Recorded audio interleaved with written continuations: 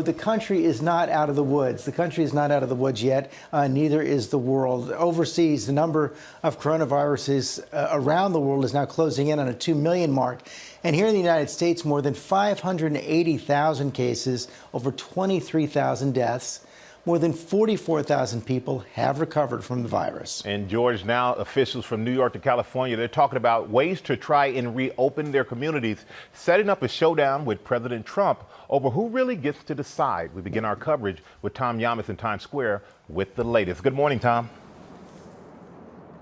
Michael, good morning to you. Here in New York, Times Square is still very quiet, but now there is real talk of slowly reopening this city, this state, and this region. Now, Governor Andrew Cuomo says it's a delicate dance. The worst is over, but we have to monitor cases. This as there is now a new and clear turf war going on. This morning, as America tries to get the upper hand on the coronavirus, there's a new battle brewing. The president taking on some governors over who has the authority to reopen the nation. The president of the United States has the authority to do what the president has the authority to do, which is very powerful. The president of the United States calls the shots. Overnight, New York Governor Andrew Cuomo firing back. The president doesn't have total authority. We have a constitution. We don't have a king. We have an elected president. At issue, when to roll back restrictions to get the economy moving as New York and other states see hospitalization rates go down. You'll start to open that valve on the economic activity, and you'll turn that valve very slowly, reopening the economy, more essential workers. Do it carefully, do it slowly, and do it intelligently. New York teaming up with 6 neighboring states, coordinating efforts on ways on how to open businesses. California, Oregon, and Washington announcing they're going to do the same. But other states like Massachusetts still worried they haven't hit their peak yet. I really don't want people to start to think today that this is over. I want people to realize that today is the beginning of what we expect is going to be a very difficult period. But stories of hope are emerging.